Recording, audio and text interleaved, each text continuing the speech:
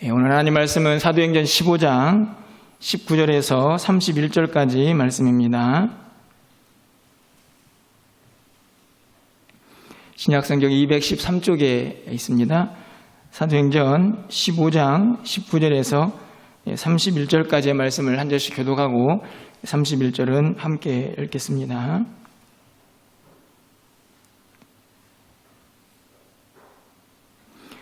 그러므로 내 의견에는 이방인 중에서 하나님께로 돌아오는 자들을 괴롭게 하지 말고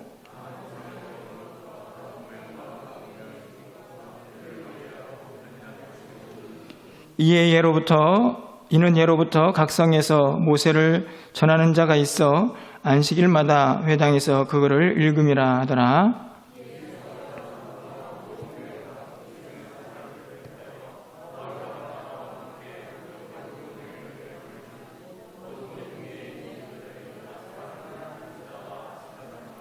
그 편에 편지를 붙여 이르되 사도와 장로된 형제들은 안디옥과 수리아와 길리기아에 있는 이방인 형제들에게 문안하노라.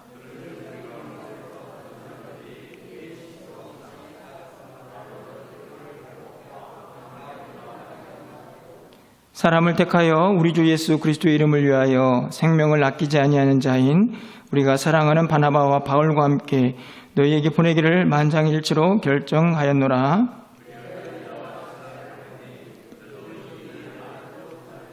성령과 우리는 이 요긴한 것들 외에는 아무 짐도 너희에게 지우지 아니하는 것이 옳은 줄 알았노니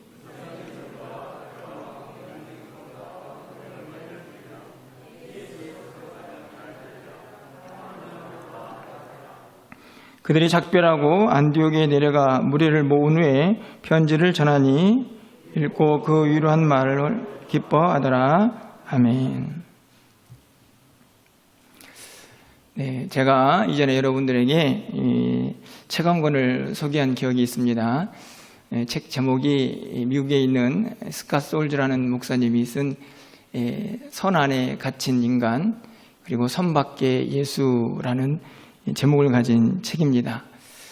그 책을 보면 이 교회 안에 또 세상 속에서 많은 사람들이 선을 긋고 진영을 형성해서 다른 편에 있는 사람들을 정죄하고 또 비방하고 그러면서 그 안에 갇혀서 자유함을 누리지 못하는 안타까운 모습을 기록을 하고 또 그런 상황 속에서 어떤 대안을 간직할 수 있을까 하는 고민 중에 바로 복음이 예수 그리스도가 대안이 된다 하는 내용을 기록하고 있는 책입니다. 사실은 우리가 어떤 진영에 속하고 어떤 선 안에 들어가는 것은 그렇게 어려운 일은 아닌 것 같습니다.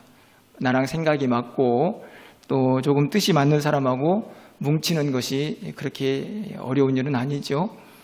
그러다 보니 자연스럽게 한 편에 서기는 하는데 다른 편에 있는 사람들을 이해하고 또 포용하고 배려하는 것이 참 쉽지 않다 하는 생각을 가져보게 됩니다.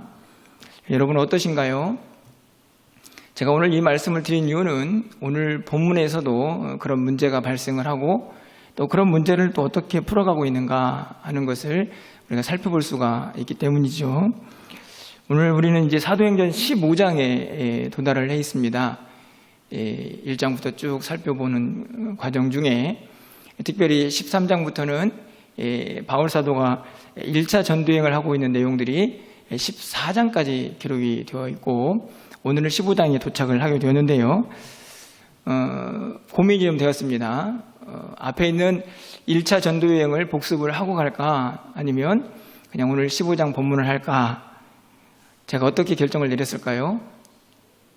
네, 복습을 하기로 결정을 내렸습니다. 여러분의 생각과는 전혀 상관없이 그래도 복습을 한번 해봐야겠다 이런 생각이 들어서 13장부터 14장까지 있었던 내용들을 아주 간단하게 지도를 보면서 다시 한번 정리를 해보려고 하는데요. 화면을 보시면 본 기억이 나시죠? 안디옥에서 출발해서 밑에 있는 구브로라는 섬에 도착을 하게 됩니다.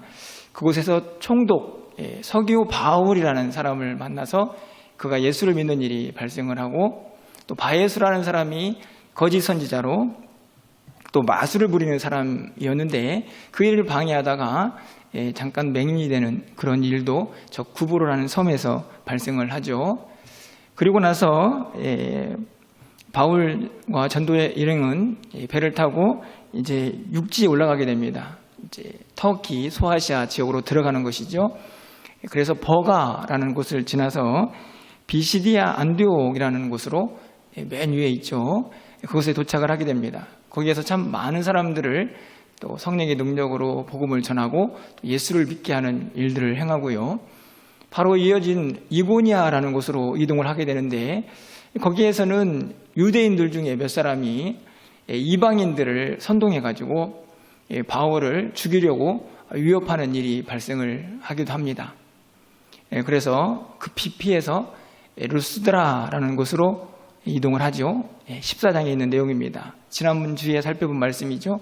그곳에 갔더니 나면서부터 걷지 못했던 사람이 나타나죠. 그 사람을 고쳤습니다. 그랬더니 사람들이 어떤 일을 행하나요? 바울과 바나바를 신처럼 신격화하려고 하는, 신처럼 숭배하려고 하는 모습이 등장을 하게 되죠. 그것을 또 뒤로 하고 또 유대인들의 여러 가지 대적들을 계속해서 경험하면서 더베라는 곳을 전환점으로 해서 다시 온 곳을 쭉 돌아서 이제 안디옥 선교의 본거지로 다시 돌아가는 1차 전도여행의 여정이 13장과 14장에 기록이 되어 있습니다. 기억이 다 나시죠? 네, 기억이 다 나시는 걸로 알고, 이 1차 전도여행 기간은 조금 불분명하긴 하지만 보통 한 2년에서 3년 정도의 그런 기간으로 생각을 하고요. 아까 보았던 지도에서 이고니온, 루스드라, 이곳이 그 당시에 갈라디아라고 불려지는 지방입니다. 그래서 보통은 바울이 1차 전도여행을 마치고 돌아와서 전도를 했던 갈라디아 지방에 있던 성도들의 안타까운 모습을 듣고 갈라디아서를 그때 쓰지 않았을까 이렇게 생각을 하는 그런 1차 전도여행의 시간들이었던 것이죠. 그렇게 전도를 다 마치고 다시 이제 안디옥으로 돌아왔습니다. 안디옥에 돌아왔는데요. 어찌된 일인지 안디옥이 그렇게 평안하지는 않았던 것 같습니다. 그 안디옥에 생긴 갈등, 그것을 해결하기 위해서 예루살렘 회의가 열려지고 그 회의에서 한 통의 편지하고 그 편지의 내용을 전달해 줄 사람들이 다시 안디옥으로 파송이 되는 그런 일이 발생을 하게 되는데 그 내용이 오늘 15장에 기록이 되어 있습니다. 어렵지 않으시죠? 네. 자, 그러면 오늘 15장에 있는 내용들 어떻게 해서 안디옥에서 편지 한 통을 가지고 사람들이 다시 안디옥으로 사람들이 파송이 되는지 그 과정들을 좀 잠깐 살펴보면서 그 안에서 제가 서두에 말씀드렸던 그 문제에 대한 접근을 함께 해보려고 합니다. 가장 먼저는요, 이 안디옥 교회에 있었던 갈등이 무엇인가 하는 것을 우리가 1절에서 좀 살펴볼 수가 있습니다. 1절 말씀을 가서 보시면 어떤 사람들이 유대로부터 내려와서 형제들을 가르치되 너희가 모세의 율법대로 할례를 받지 아니하면 능히 구원을 받지 못하리라 하니, 어떤 유대인들이, 물론 이 사람들은 예수를 믿는 사람들로 보입니다. 와서 가르칠 때에 할례를 받아야 구원을 받습니다. 이렇게 가르쳤던 사람들이 안디옥 교회에 있었던 것이죠. 바울이 이것을 보고 이건 복음과는 다르다. 복음은 뭐라고 얘기합니까? 예수를 믿으면 구원을 받죠. 그렇게 강조를 해서 가르쳤는데 이 사람들이 와가지고 자꾸 할례 받아야 구원 받는다 라는 이야기를 하게 됩니다. 당연히 충돌이 생겼겠죠. 2절 말씀을 가서 보시면 바울 및 바나바와 그들 사이에 적지 아니한 다툼과 변론이 일어난지라, 갈등이 생긴 것입니다. 그래서 어떻게 합니까? 형제들이 이 문제에 대하여 바울과 바나바와 및 그 중에 몇 사람을 예루살렘에 있는 사도와 장로들에게 보내기로 작정하니라. 이 안디옥 교회에 생겨난 이 갈등, 이것을 해결하기 위해서 바울과 바나바와 몇몇 사람들을 보내어서 예루살렘에 가가지고 이 문제를 좀 어떻게 해결해야 하는지 알아달라 하는 그 사절단 같은 사람들을 모아서 파송을 하게 되는 것이죠. 문제 해결을 위한 사절단이라고 말씀을 드릴 수가 있습니다. 사실은 단순한 문제가 아니죠. 지금 이 할례를 주장하면서 할례를 받아야만 구원을 받는다, 이렇게 강조하는 사람들이 점점 늘어나고 그 말에 동조하는 사람들이 생겨나면 교회는 어떻게 될까요? 믿음으로 구원받는다라고 하는 사람들과 할례를 받아야 구원받는다라고 하는 사람들로 충분히 진영이 나눠져서 교회가 분란을 일으키고 또 문제가 될 수 있는 상황이 일어날 수가 있는 것이죠. 어찌 보면 단순해 보이지만 사실 교회가 갈라질 수 있는 굉장히 어렵고 중요한 문제라고 말씀을 드릴 수가 있습니다. 그렇게 해서 바울 일행이 예루살렘에 도착을 하게 됩니다.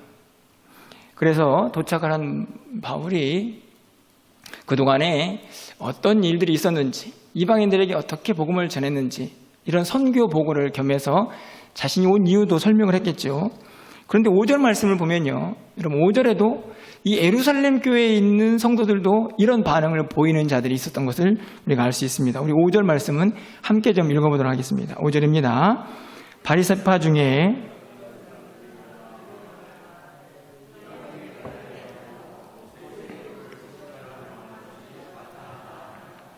자 보십시오. 분명히 지금은 예루살렘에 와서 있는 상황인데요, 1절에 있는 모습처럼 안디옥에서 발생한 그 문제가 사실은 예루살렘 교회에서도 여전히 잠재져 있었지만 그런 문제들이 일어날 수 있는 여지가 있었던 것을 볼 수 있습니다. 바리새파 중에 유대인이었다가 예수를 믿게 된 사람들이 바울의 이야기를 듣고 그렇지 않느냐, 당연히 할례를 받아야 구원을 받지 라고 말하는 사람들이 있었던 것이죠. 사실은 이 문제가 안디옥 교회의 문제만이 아니고 예루살렘 교회에서도 언제든지 나타날 수 있는 문제였다는 사실을 오늘 본문이 우리에게 가르쳐 줍니다. 결국은 이 문제가 안디옥 교회든지 예루살렘 교회든지 얼마든지 교회 성도들을 둘로 갈라놓을 수 있는 아주 심각한 문제였다 하는 사실을 우리가 알 수가 있는 것이죠. 이 이야기를 듣고 예루살렘에서 회의가 소집이 됩니다. 그래서 사도들과 장로들이 모여서 의논을 하기 시작하죠. 이 문제를 어떻게 해결해야 하는지. 그 회의에서 이제 세 사람이 변론을 하게 되는데요. 첫 번째로는 베드로 사도, 두 번째로는 바울, 그리고 세 번째로는 야고보라고 하는 이 세 인물이 이 회의에서 차근차근 자기의 이야기를 하는 내용들이 이제 쭉 전개가 6절 이하에서 기록이 되어 있습니다. 자, 그러면 각 사람들이 어떤 주장을 하는지를 대표적인 구절들을 하나씩 찾아가면서 한번 정리해 보도록 하겠습니다. 가장 먼저 베드로의 이야기입니다. 우리 11절 말씀을 좀 가서 보실까요? 베드로 사도의 변증의 핵심은 바로 11절입니다. 우리 11절 말씀을 함께 읽겠습니다. 그러나 우리는 그들이 우리와 동일하게 주 예수의 은혜로 구원받는 줄을 믿노라 하니라. 자, 베드로 사도의 핵심은 구원은 무엇으로 받습니까? 은혜로 받는다. 주 예수의 은혜, 다시 말하면 믿음으로 받는 것이지 할례로 받는 건 아니다라는 결론이죠. 자, 그러면 바나바와 바울은 무슨 이야기를 했을까요? 자, 12절 말씀을 가서 보십니다. 제가 읽어드립니다. 온 무리가 가만히 있어 바나바와 바울이 하나님께서 자기들로 말미암아 이방인 중에서 행하신 표적과 기사에 관하여 말하는 것을 듣더니, 사실은 바울과 바나바가 그동안에 선교 여행을 한 것을 보고하는 내용이기도 하지만 이 보고의 핵심은 무엇입니까? 이방인들에게도 구원이 있더라. 그들에게도 하나님이 역사하셔서 표적과 기사가 일어나더라. 이 사실을 다시 한번 바울과 바나바가 확인하고 있는 내용이 12절에 기록이 되어 있습니다. 자, 그러면 야고보는 또 어떤 이야기를 했을까요? 야고보는요, 구약에 있는 아모스 선지자의 이야기를 인용을 하면서 자신이 하는 이야기를 변론하고 있는 것을 볼 수 있습니다. 17절 말씀입니다. 제가 읽어드립니다. 이는 그 남은 사람들과 내 이름으로 일컬음을 받는 모든 이방인들로 주를 찾게 하려 함이라 하셨으니, 이 말씀도요, 결국 야고보가 하고 싶은 이야기는 뭡니까? 이방인들에게도 구원이 있다. 할례를 받지 않아도 이방인들에게도 믿음으로 구원이 있을 수 있다 하는 사실을 분명하게 이야기를 하죠. 그러면서 19절에서 이렇게 얘기합니다. 그러므로 내 의견에는 이방인 중에서 하나님께로 돌아오는 자들을 괴롭게 하지 말고, 그렇죠? 사실 베드로, 바울과 바나바, 그리고 야고보까지 전부 다 하고 있는 내용의 이야기의 핵심은 무엇입니까? 이방인들에게도 구원이 있다. 다시 말하면 할례를 받지 않아도 믿음으로 구원을 받을 수 있다라는 사실, 그것이 복음이다, 그것이 예수님의 가르침이다라는 사실을 이 회의에 참석해서 대표자로 설교하고 또 변론하고 있는 이 인물들을 통해 그것이 확증되고 있는 것을 볼 수가 있습니다. 그리고 나서요, 이 야고보는 거기에서 그치지 않고 한 가지를 더 여기에 추가하는 것을 볼 수가 있습니다. 20절 말씀을 가서 보겠습니다.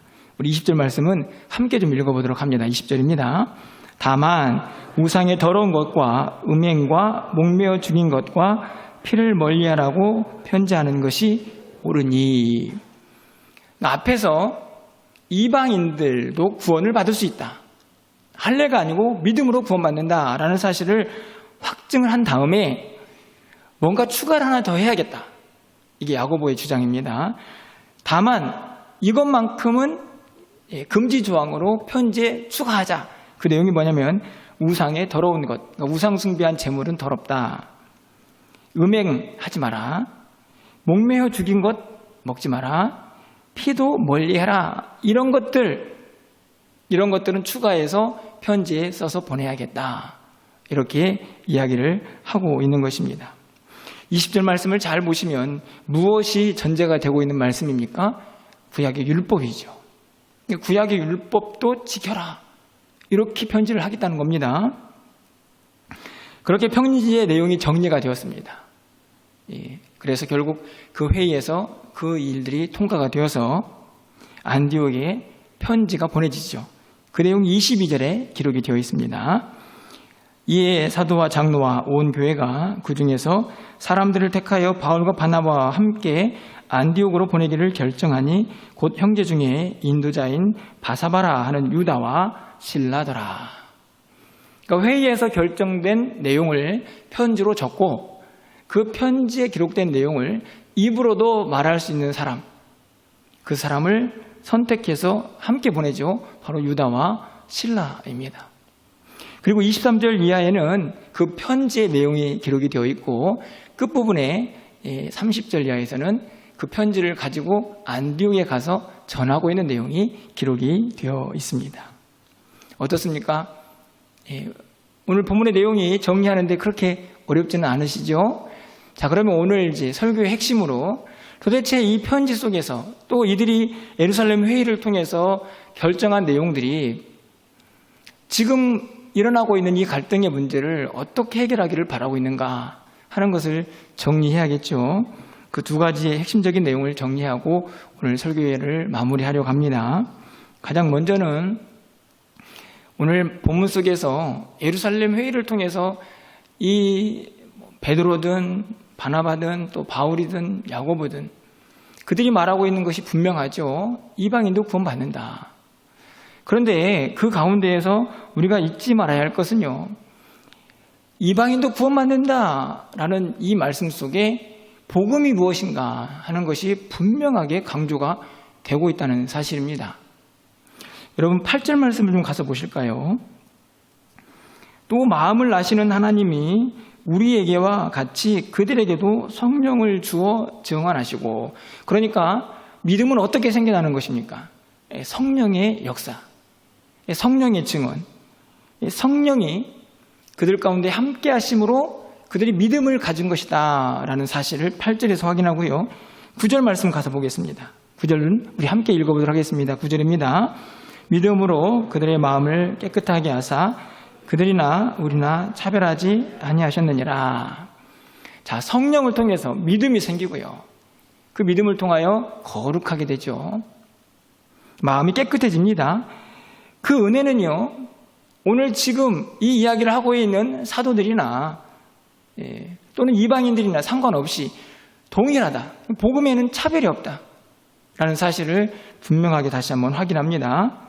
성령, 믿음, 그리고 동일한 은혜. 그리고 11절 말씀을 가서 보실까요? 그러나 우리는 그들이 우리와 동일하게 주 예수의 은혜로 구원받는 줄을 믿노라. 아까 읽었던 본문이죠. 그리고 그 믿음은 주 예수의 은혜다라는 사실. 이것이 오늘 이 본문에서 말하고 있는 복음의 핵심입니다. 우리가 이미 알고 있는 것이지요. 할례가 아니고 은혜인데 성령의 역사이고, 그리고 그 성령의 역사로 믿음을 가지고 거룩하게 되어서 하나님을 섬기는 하나님의 백성이 된다, 구원에 이른다라는 사실을 확인하고 있고요. 그 은혜는 이방인이든 유대인이든 상관이 없다, 차별이 없다 하는 사실을 분명히 확인하죠. 이 말씀을 보면 예수 그리스도, 그분을 믿는 믿음으로 충분하다, 구원은 그것이다 이렇게 말합니다. 할례가 필요 없다는 이야기를 하고 있는 것이죠. 그리고 나서 이 복음 안에서, 이 복음이 주는 진리 안에서 우리는 자유해야 한다 하는 사실도 분명하게 말씀을 합니다. 10절 말씀입니다. 그런데 지금 너희가 어찌하여 하나님을 시험하여 우리 조상과 우리도 능히 매지 못하던 멍에를 제자들의 목에 두려 하느냐. 율법이죠. 자꾸 왜 율법으로 멍에를 매게 하느냐. 그 짐, 복음 안에는, 진리 안에는 자유가 있는데 왜 자꾸 그들을 그렇게 힘들게 하느냐. 할례를 강조하면서 라고 하는 말씀입니다. 뿐만 아니라 예루살렘 회의에서 내린 결론도 동일하죠. 28절 말씀을 가서 보십시오.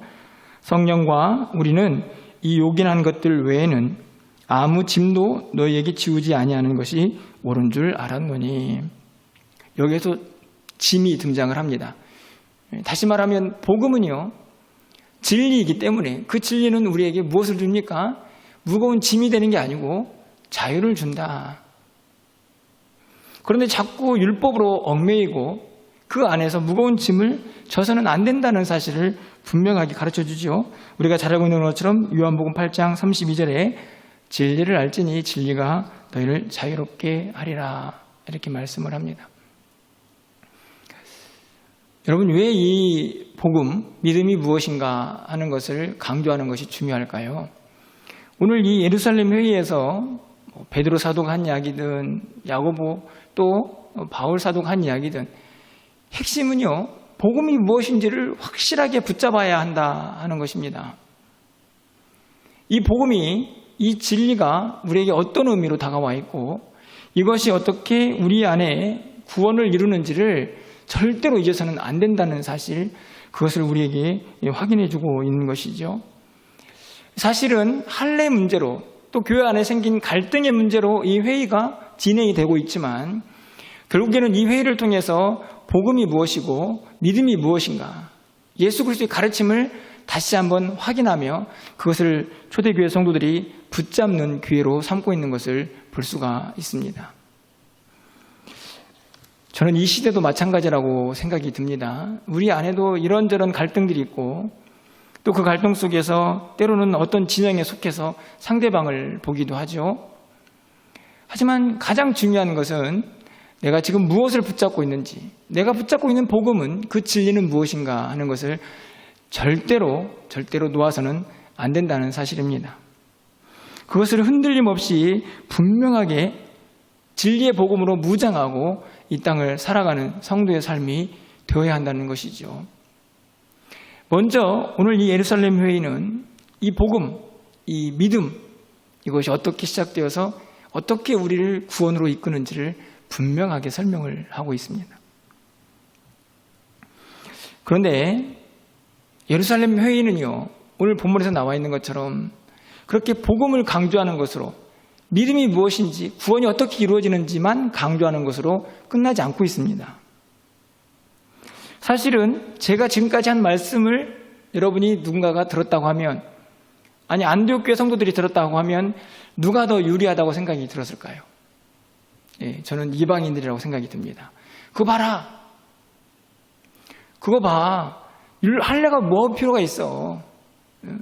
지금 위에서 사도들도 예루살렘 회의에서도 결국에는 믿음이면 다 되지 라고 말하고 있는 거 아니야 라고 이방인들의 손을 들어주고 있는 것처럼 보입니다.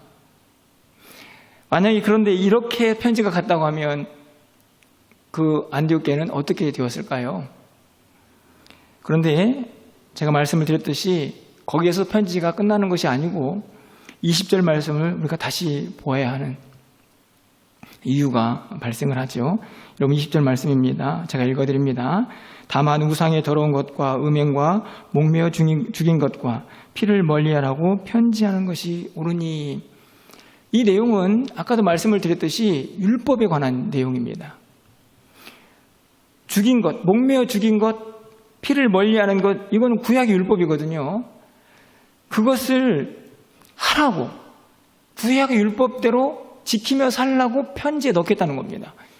분명히 앞에서는 계속 복음이면 은혜면 그것으로 다 된다고 왜 할례가 필요하냐고 얘기했는데 갑자기 20절 말씀을 보면 율법을 지켜라 이런 내용이 기록되어 있는 것이죠. 여러분 이 20절 말씀을 여러분은 어떻게 이해를 하십니까? 사실은 20절에 있는 네 가지 항목들 하나하나 해석하는 것도 중요하지만 전체적으로 이 20절이 이 편지의 내용 속에서 어떤 의미를 담고 있는가 하는 것을 이해하는 게 매우 중요하다고 생각이 듭니다. 분명히 앞에서는 할례가 필요 없고 믿음으로 은혜로 구원받는다 이렇게 얘기를 해놓고 20절에서는 왜 다시 율법 이야기를 하고 있는 것일까 하는 것이죠. 왜 그렇습니까? 이 이야기를 20절을 읽는 사람들은 할례가 필요 없다고 생각했던 이방인들조차도 그 할례를 또 율법을 지키려고 하는 이 유대교에 있다가 예수를 믿게 된 이 사람들, 그 사람들을 무시하지 말고 그들을 편가르지 말라. 그들이 율법을 지키는 것에 대해서 그게 큰 문제가 아니다라는 사실을 편지로 확증해서 보내버리는 것입니다. 뿐만 아니라 유대교에 있다가 예수를 믿으면서 믿음으로 구원받는데 내가 왜 이 율법을 행하고 있나 하는 생각으로 죄의식을 가질 수 있는 사람들에게도 자유를 줄 수 있는 문구라고 생각이 듭니다. 여러분, 그러면 이 20절의 말씀은요, 복음이 율법과 타협을 하고 있는 것입니까? 여러분 어떻게 생각하십니까? 분명히 복음에서는 믿음으로 구원받는다, 그건 은혜다라고 이야기를 했는데 왜 다시 율법의 이야기를 꺼내면서 그 율법을 지키라고 이야기를 하고 있는 것일까요? 그것을 지키는 사람들을 이상히 여기지 말라고 이야기를 하는 것입니까? 오늘 이 예루살렘 회의에서 내린 결론은 이렇습니다. 결론적으로 말씀을 드리면 오늘 이 회의에서 내려진 결론은요, 복음, 그 진리, 그것이 훼손되지 않는다고 하면 율법을 좀 지키는 것, 그것은 아무런 문제가 되지 않는다 라는 사실을 이 편지에서 확인하고 있는 것입니다. 예수 그리스도를 믿고 있는 그 믿음이 확실하다고 하면 율법을 좀 지키고 할례를 좀 받는 것, 그게 무슨 문제가 되느냐?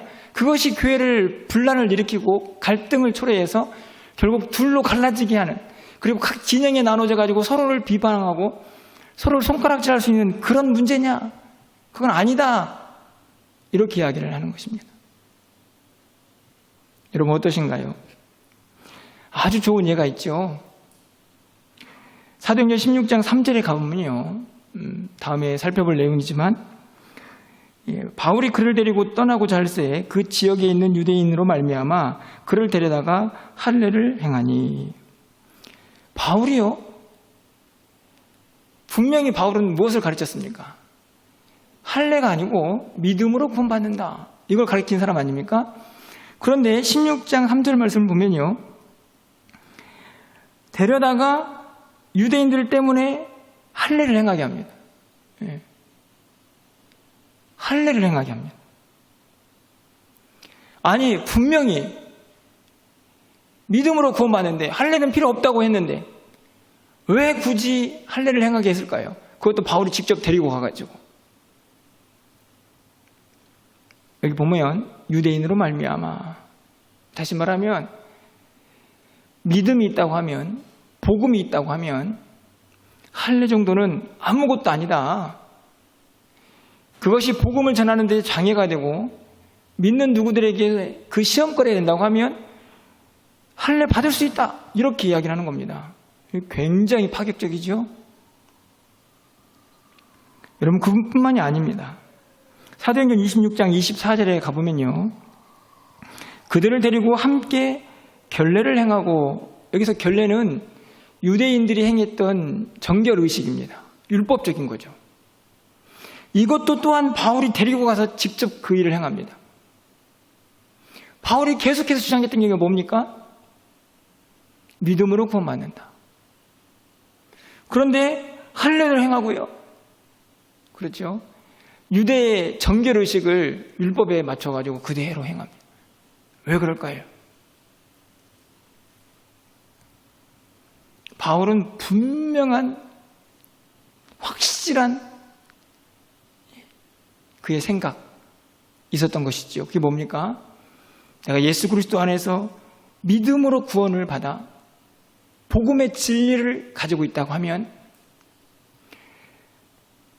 유대교에서 개종해서 예수를 믿은 다음에 아직도 할례를 버리지 못하고 그 안에서 율법적인 의식을 가지고 있는 사람들이라고 할지라도 그들은 능히 복음 안에서 품을 수 있고 하나가 될 수 있고 그들을 포용할 수 있다 하는 사실을 보여주고 있는 것입니다. 믿음으로 구원받는다는 그 복음의 진리를 포기하는 게 아니고 그것을 확실하게 붙잡고 있다고 하면 할례나 구약의 율법을 행하는 그거는 아무것도 아니라는 사실을 바울이 몸소 그의 사역으로 보여주고 있는 것이죠. 여러분, 존 스토트 목사님이 사도행전 강해를 하시는데 이 부분에 대해서 몇 가지 이야기를 하는 것을 보았습니다. 제가 그 부분을 인용을 좀 하게 되는데요. 그 사도행전 강해 한 부분에서 마틴 루터가 썼던 이 내용을 존 스토트 목사님이 인용하는 내용을 제가 다시 한번 인용해 봅니다. 화면을 보시면 좀 제가 읽어드릴 텐데요. 좀 잘 보십시오. 믿음에 관해서는 우리는 불굴의 존재가 되어야 하고 할 수만 있다면 철석보다 더 단단해야 한다. 그러나 마음을 울리는 사랑에 관해서는 부드럽고 갈대나 바람에 흔들리는 잎새보다 더 유연하며 모든 것에 양보할 준비가 되어 있어야 한다. 복음의 진리 앞에서는 절대로 타협할 수 없지만 사랑으로 누군가를 대해야 할 때는 이 복음의 진리 안에서 얼마든지 유연할 수 있다. 마치 갈대처럼 이렇게 이야기를 하는 겁니다. 그러면서 또 이 부분에서요, 존 뉴턴이라는 사람의 글을 이 존 스토트 목사님이 인용을 합니다. 이렇게 인용을 하고 있습니다. 바울은 비본질적인 것들에 대하여는 갈대였으며 본질적인 것들에 대해서는 쇠기둥이었다. 여러분, 이 말씀을 이해하십니까?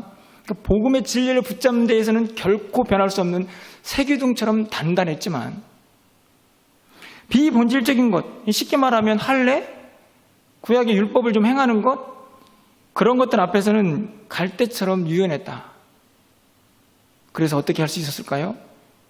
그들을 긍휼히 여길 수 있었고 그들에게 복음을 전할 수 있었고 그들을 사랑할 수가 있었습니다.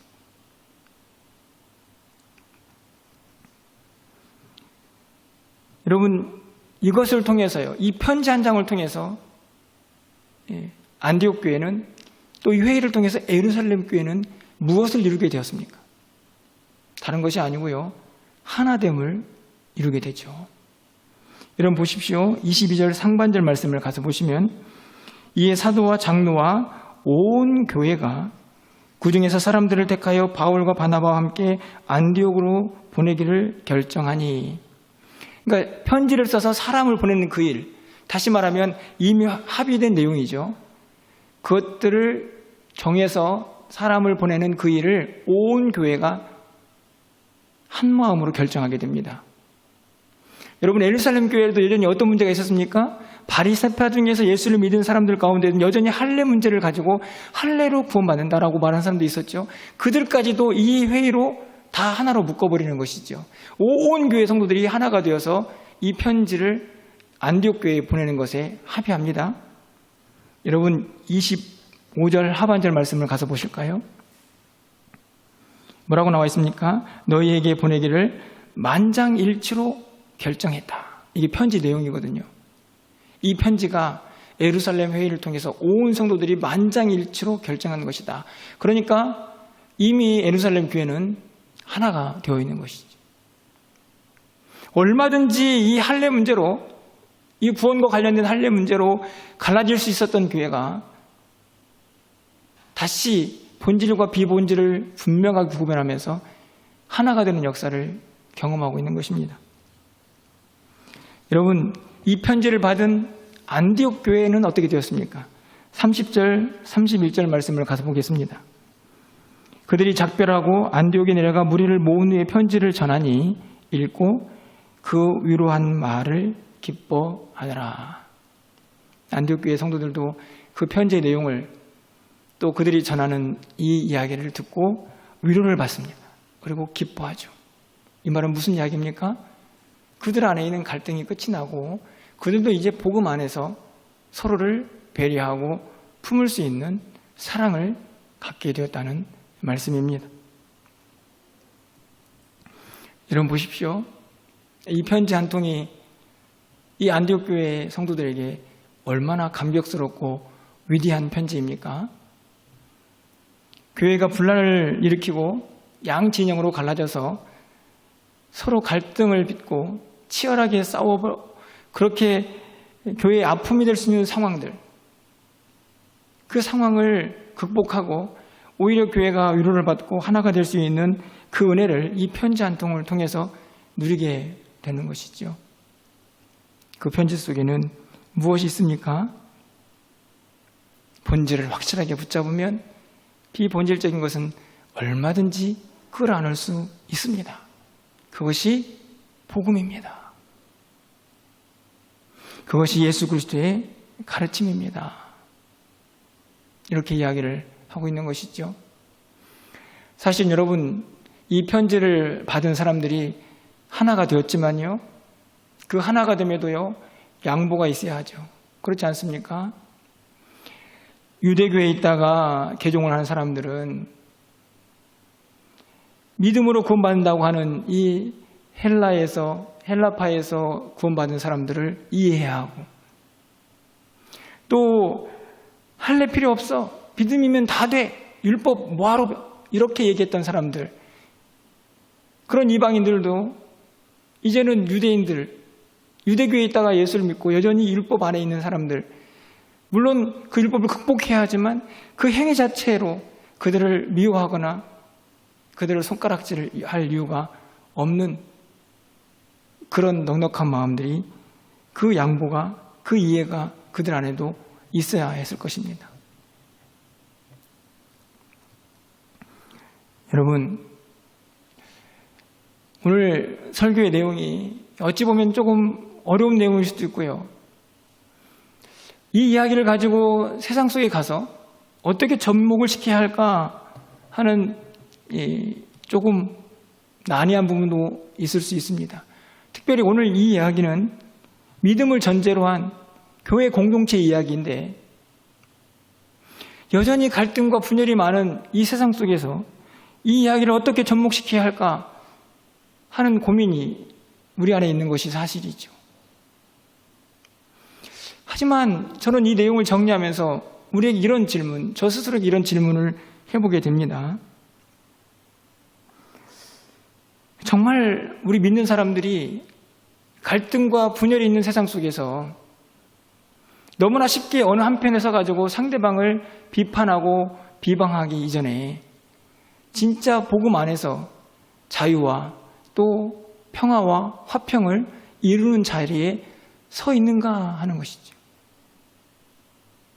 여러분 어떠신가요? 분명히 복음과 진리, 그것이 훼손이 되지 않는다고 하면 오늘 본문에 있는 말씀은 누구든지 포용할 수 있고 그를 끌어안을 수 있다. 그게 복음이다. 라고 말씀을 하고 있는데, 우리는 이미 너무 익숙하게 편 가르고 그리고 어느 한 진영에 들어가서 나와 다른 사람들을 손가락질하고 비방하고 정죄하는 일에 너무 익숙해져 버린 것은 아닌가 하는 생각이 들곤 합니다. 사실은 목회를 하면서 이런저런 결정을 해야 할 때요, 제 안에 있는 두려움 중에 하나가 바로 이런 것입니다. 복음 안에서 사랑과 평화를 이야기하기 이전에 혹시 우리 안에 먼저 다른 누군가를 정죄하고 손가락질하고 적대감을 갖게 하는 그 일이 먼저 일어나 버리는 것은 아닌가 하는 두려움이 제 안에 늘 있게 됩니다. 교회도 마찬가지죠. 여러분 어떠신가요? 우리가 믿음을 가졌기 때문에 그 복음이 주는 자유가 우리 안에 있어서 나와 조금 다른 사람들, 조금 다르게 신앙생활하는 사람들, 그런 사람들을 얼마든지 이해할 수 있어. 얼마든지 끌어안고 우리가 하나가 될 수 있어. 여러분 그런 믿음으로 신앙생활하고 계십니까? 어떠신가요? 아니면 조금만 나와 달라도, 조금만 나를 힘들게 해도 저 사람 왜 저렇게 신앙생활하는 거야? 그런 마음으로 나랑 좀 마음 잘 맞는 사람하고 이야기를 섞고, 그러면서 나와 다른 사람들을 다른 진영에 두고 그들을 정죄하거나 또 비난하거나, 혹시 그렇게 우리의 믿음이 굳어져 버린 것은 아닐까요? 참 어려운 시대를 살고 있고요. 시대적으로 어렵지만 교회적으로도 사실은 정말 진정한 복음 안에서 우리가 하나됨을 누리고 있는가 하는 것을 생각해 볼 때에 참 어려운 시대가 아닌가 여겨집니다. 그래서 또 바라는 것은 하나님 좀 지혜를 주십시오. 이 참 어렵고 분열과 갈등이 많은 세상 속에서 복음의 진리를 붙잡고 그 복음을 훼손하지 않으면서 이 땅에 있는 참 많은 사람들, 그들을 사랑하고 그들을 품을 수 있는 그 지혜가 우리에게 너무나 필요한 시대가 아닌가. 그것을 구하고 또 간구하게 되는 제 모습을 보게 됩니다. 여러분 어떠신가요? 오늘 말씀을 통해서 제가 부족해서 이 말씀을 잘 전달했는지 조금 염려가 되긴 하지만, 여러분 나름대로 한번 여러분의 삶 속에서, 여러분의 신앙생활 속에서 좀 잘 지혜롭게 좀 적용을 해볼 수 있는 은혜가 있었으면 좋겠습니다. 정말 복음이 주는 자유를 누리고 있는지, 그리고 그 진리를 훼손하지 않는다고 하면 내가 어느 누구도 사랑할 수 있다라고 하는 그런 넉넉한 마음이 우리 믿는 사람들에게 있는지 다시 한번 돌아보면서